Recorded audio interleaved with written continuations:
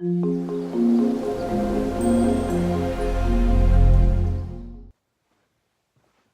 guys, welcome back. We're talking about the federal courts today, chapter 16. We're moving right along at LP AP Gov. We're almost through unit 2, and this is our last chapter. Here we go. Let's talk about the courts. Now there's 3 people that you got to know that are in the courtroom. The first one is the litigants, the second one's the attorneys, the third one's the judges. We know the judges, we know the attorneys. Those are the easy ones, but let's talk about the litigants. Those might be the ones we're less familiar with. So the litigants, we have the plaintiffs, and we have the defendants. The defendant is the person with the charge, okay? They are the ones who are being, they're defending themselves, right? They are defending their actions. The plaintiff is the person who is complaining. They're the ones who are saying, we have a problem. Their name is gonna go first in the court case. So Marbury versus Madison, Marbury is the one with a complaint. He's the plaintiff, okay? He must have a standing to sue, and he must have a justiciable dispute. Okay, those are 2 things that we absolutely want to know. Standing to sue and a justiciable dispute. Standing to sue, he has to, there has to be a legal reason that he's there. He wants something out of it. And justiciable dispute means that this is something that can be decided. Okay, we can decide on this. The court can make a decision. So standing to sue, justiciable dispute, plaintiffs, defendants, just quick some terminology so we know what we're talking about as we're moving forward. So now the United States Supreme Court is at the top of everything, but we've got a little bit of a hierarchy that comes out of that. Below the Supreme Court is the Court of Appeals, and below that is the District Court. And so we want to talk about District Court first. They have what is called original jurisdiction. There's 2 types of jurisdiction, original and appellate. Original jurisdiction is super easy. They're the court that hears the case first. They originally hear it. They have original jurisdiction. And they're going to determine the facts of the case. So if it's a criminal court case, they're going to say, yes, they're going to hear all the DNA evidence, they're going to hear this, they're going to hear that, and say, yes, you're guilty, you're not guilty. Okay? That's going to occur at the district court. They are the principal trial court. That's where the trial is going to be held. This is Law and Order. This is the stuff that you've seen on TV. This is the stuff that you're familiar with from the cop shows, things like that. Now, appellate jurisdiction goes to the Supreme Court. It also goes to the appeals courts. They're going to hear the case on appeal. They're going to review the legal issues involved, not the facts of the case. Okay, the facts of the case are determined at the original jurisdiction in the district court normally. And so in the appeals court, what we're going to see is, were you wronged in your trial? Did something happen that was unfair to you? Did something happen that should not have? Maybe you were denied a lawyer, and you should have had a lawyer. You can appeal to the appellate court, and they're not going to decide whether you're guilty or not. They could care less. They want to see, were things done properly along the way? And so they're going to look at the legal aspects, not the guilt aspects, okay? And that's going to be in the appellate courts as well as the Supreme Courts. So let's talk about how you become a federal judge. Who's wanting to be a federal judge? Anybody out there? It's a great job, lots of good benefits, and we'll talk about those in a little bit. But becoming a federal judge, you just have to be appointed by the president and then confirmed by the United States Senate. That's it. There's no age, there's no schooling, there's none of that stuff. You just have to be appointed by the president, approved by the Senate. That's how you get to be a federal judge. Now, the approval process for district and appellate courts generally use senatorial courtesy, another vocab term that we want to circle. We want to know what senatorial courtesy means. Senatorial courtesy is going to be, let's say, for example, that your district covers parts of Illinois. Okay, that's where your district court is. That court is probably not going to be deciding things from Colorado and from Wisconsin and from Texas. They're going to be dealing with the citizens of Illinois when they are in court. And so what's going to happen is the Senate is going to defer to the senators from the state of Illinois. They're going to say to Senator Duckworth, they're going to say to Senator Durbin, what do you think of this person that the president has appointed? And they're going to say yay, nay. If they say yay, it's going to be a 100-0 vote. If they say nay, it's going to be a 0 to 100 vote. The Senate's going to vote how the people that are impacted by that district court are going to want them to vote, okay? So that's senatorial courtesy, some more good vocab. So we want to look at how a case comes before the Supreme Court. And so we're going to talk first, we've gone through the district court, and then the Court of Appeals has also ruled. And you think, I still think I've been wronged, okay? And so you're going to fill out a writ that you're going to submit to the Supreme Court. And they get about 8,000 requests every single year, okay? And they're going to have a conference, and they're going to sit down and they're going to look at this, and they're going to say, okay, yes, no, should we have this, should we not, should we hear this case or not? And they're going to do a number of reasons. First off, is it impacting a lot of people? Is it time sensitive? Is it something where it's hotly debated in the news, okay, in the media? So lots of different reasons why they might hear the case, but they're going to pick about 100 cases a year is all, out of those 8,000. So the majority of cases, over 99%, we want to know this, so make sure that you're writing this stuff down. Over 99% of the cases are not heard. They're denied that writ, okay? The writ is issued if the Supreme Court has 4 justices say, yes, we should hear this case. And that's the rule of 4. Super nice and easy, but some more vocab that you want to know. Rule of 4. So we want to make sure that we have that moving forward. And so if we have the rule of 4, they say, yes, let's hear the case. It goes on the docket, which means it's going to get a hearing date. Okay. Once it's on the docket, briefs are going to be submitted from both sides. The plaintiff and the defendant are going to submit briefs and say, here's why we think you should decide for us. Okay. And so there's also amicus briefs that could be filed. Now, an amicus brief, the real name amicus curiae, what's going to happen there, the Latin is friend of the court. Okay, so an amicus brief basically is you're a friend of the court. You're writing this to say, hey, I know that you are going to be deciding this case and you're going to be hearing this case. When you do, please think about this. So maybe you're going to be, there's going to be a case before the Supreme Court that deals with collective bargaining of teachers in public schools. I might have an opinion on that, and I might write an amicus brief. I might write out this, just basically a letter to the court that says, hey, this is impacting more than just the people that are involved in this case. This is impacting all school teachers, and so make sure that you take this into account as you're making your decision. Okay, so that'll be an amicus brief. Those briefs are going to be filed. After all of that, we get to the court date, and the oral arguments are going to happen. Very different than what we see on TV. This is not going to be a trial court. Basically, you have time limits in this court. One side is going to argue, the other side is going to argue, one side is going to argue, and it's not going to be back and forth at all. It's going to be before the court. Here's why you should decide for us. And now the big difference is going to be you've got 9 justices, no jury, and those 9 justices can ask questions. They can ask for clarification. They can ask for questions. They can go on the record that say, what about this? Maybe we think this might happen. Maybe we think that might happen. And they can ask whatever questions they decide to ask. After oral arguments, what's going to happen is the case is going to go to the justices, and they are going to go behind closed doors, and they're going to debate with each other and decide, what do we think? What do we think? They'll vote on it, and then after they've voted on it, an opinion is going to be drafted. We're going to talk about opinions a little bit later, but the opinion will be drafted, it'll be circulated. Other justices are going to be able to comment on the opinion, and then after all of that is completed, the decision is announced. So a long process, but important that we know each step along the way, and that is in your Edwards book. And we are doing an activity in class on those as well. Now, the Supreme Court selection, the reason that they're going to grab that case, that writ, is maybe it's a major issue. Gay marriage, legalization of marijuana. It's a big issue in America at this point, okay? Maybe civil liberties are at stake. Maybe there's a conflict between the lower courts on some interpretation of a law. Maybe there's a disagreement between the Supreme Court and how the lower courts have ruled. Maybe they've seen how a lower court has ruled on something. They want to grab that and bring it up, say, we want to look at this and make sure that everything was done correctly. So when they say we're going to hear this case, they have issued a writ of certiorari.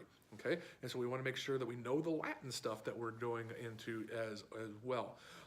They might also take a case based on the recommendation of the Solicitor General. Now, the Solicitor General is, think the Attorney General who's going to, if the United States is going to prosecute somebody, the Attorney General is going to kind of represent the United States maybe. The Solicitor General is who represents the United States in front of this Supreme Court to say, we think that you should hear this. So the Solicitor General is going to review briefs in government appeals. He's going to represent the U.S. in Supreme Court. He's going to decide if the United States should appeal. He's also going to submit amicus briefs on behalf of the United States of America. And so the Solicitor General, important guy that you want to know. So I said we're going to talk about decisions. Let's talk about the Supreme Court's decisions. First, the majority opinion. This is how the court held. The court said, this is our answer, and here's why this is our answer. So in Brown versus Board of Education, we are going to desegregate the schools, and here's why we're going to do so. That's the majority opinion. A concurring opinion means that you agree with the vote, but you have a different reason for your vote. So maybe you voted with the majority, and so you said yes, but your reasoning is different. You want that to go on record. You want that to be a part of the record. You want people to know why you voted that way. The dissenting opinion is going to be written by those who disagreed with the majority. They're going to be the losers of the vote. The dissenting opinion is going to be written, here's why we said no. We also have stare decisis, which means let the decision stand, which means we're going to maybe if you, the writ was denied, we believe that the lower court got it right, and so we're not even going to hear the case. Or maybe there's precedent in the past that this is the way that this cases have always been settled, and therefore we're going to let the decision stand because this is the precedent from the past. There's also what's called a per curiam decision, a little bit more Latin for you. And here, there's no explanation as to why. And so they don't, the big thing is here, they want this to be a single standing case, and they don't want to taint for future cases that might be similar to this. They don't want to go on record so that it's used as a precedent in the future. It's a standalone case, okay? We talk about the Supreme Court justices, and we want to look at how do they decide, yes, no, is this against the Constitution, is it not? There's two big types of interpretation styles. There's a strict constructionist and there's a liberal constructionist. A strict constructionist is going to consider the original intent of the Founding Fathers. Okay, so this one, we look at a couple of court cases, one where a school day cannot open with a prayer, but a session of Congress can. Now, those don't seem to mesh very well, right? Well, we are able to go back and see that the Founding Fathers, when they had their first session of Congress, opened with a prayer. Therefore, it must be okay to do that because that's what they did, okay? And so their intent must have been, it's fine to be able to do that. There's nothing that does that for schools, however. And so we can't go on what did they think. We have to make our best judgment and say, no, that can't happen, okay? So a strict constructionist is going to try to figure out what did the Founding Fathers intend when they wrote this. A liberal constructionist is going to say that the Constitution is a living document and it should breathe with time. It's fluid, okay? It can be changed. The interpretation of it can change. And therefore, things as we go further in our United States, the opposite of history, forward, as we go forward in the United States, that times have changed, technology changes, that all these things change, and we need to change with it. And therefore, a strict constructionist might say, the right to bear arms is absolute. You get guns if you want guns. Where a liberal constructionist can say, yes, we understand that people are loving their guns and that the Constitution says that you have the right to bear arms. However, maybe we should put some limits on these things. Things have changed in the last 200 years. We're not seeing muskets in the schools. We're seeing automatic weapons, and so we want to make some changes to that. They're saying it's a document that is kind of breathes a little bit, and so there's different interpretations. So a strict constructionist is to the letter of the Constitution. A liberal constructionist is somebody who kind of allows for other interpretations. Now we're wrapping up quick. This is a quick unit. We're not getting a 30-minute lecture here. We're getting them a little bit more like a 15 to 20-minute lecture, but we want to make sure we know the history of the court. There are some definite eras that we want to make sure that we know going in. The first one is the Marshall Court.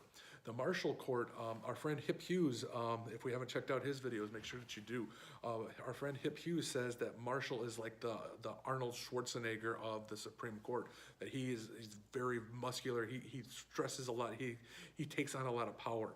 Now there's 3 court cases that fall under the Marshall Court that give the central government a lot of power. Marbury versus Madison with the judicial review, McCulloch versus Maryland with implied powers, and Gibbons versus Ogden with the Commerce Clause. So those are 3 things that give a lot of power to the central government.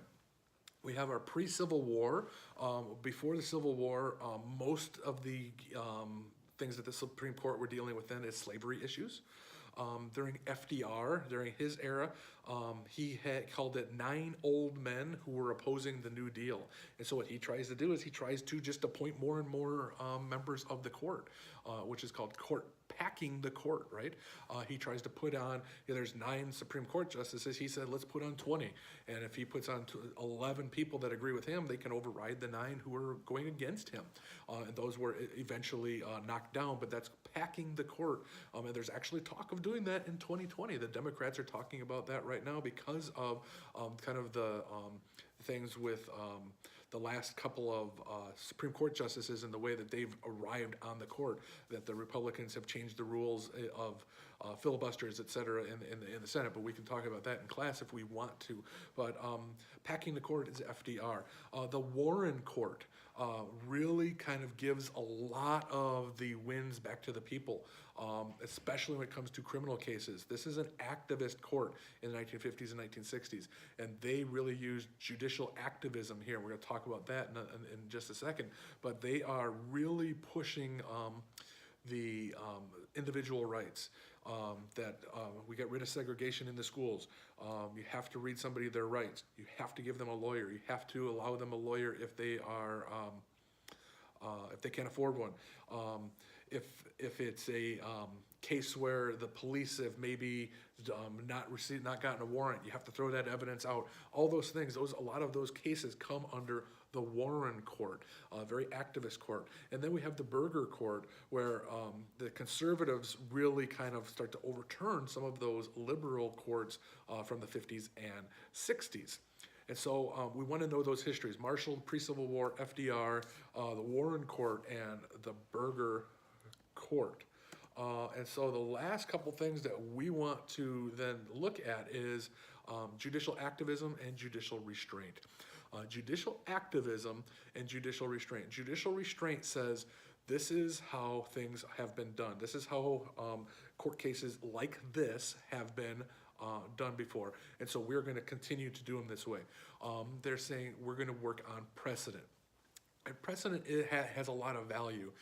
If we look at it and we say, you were on this street corner and you committed this crime and this is the sentence that you got. And then somebody else a year later was on that street corner, committed the exact same crime, maybe they shouldn't get 5 times the sentence that you got, right?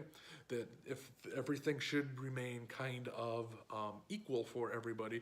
And so we want to, if this is how things were last year, this is how things are going to be this year, this is how things are going to be in the future. We want some transparency in how we are justicing disputes. So that would be judicial restraint. We're going to stick to the precedent. Judicial activism is going to say, hey, this is how things were in the past. We're changing it. We're going to go in this direction. So we're going to interpret the Constitution in a whole different way, okay? That is judicial activism. And so this would be Brown versus Board of Education. Remember back in the 1800s, Plessy versus Ferguson says that it is okay to have a court case, have a school that is for African Americans and a school that is for whites, as long as they're separate but equal. Brown versus Board of Education says separate is automatically unequal. That is saying that you are unequal, and they overturned Plessy versus Ferguson in Brown versus Board of Education. And so that would be a way to look at things to say that would be an activist court. That would be judicial activism. We're changing the precedent, and we're going to go in a different direction now. Okay, so that's the judicial chapter in a nutshell, my friends. 20 minutes, a little bit shorter this time. Lots of good stuff there. Make sure you know the Latin. Make sure you know the vocab. Make sure you know how a court case comes to the Supreme Court. Make sure you know the process once it is in the Supreme Court. And we'll see you next time, my friends. Have a great day. We'll see you in class.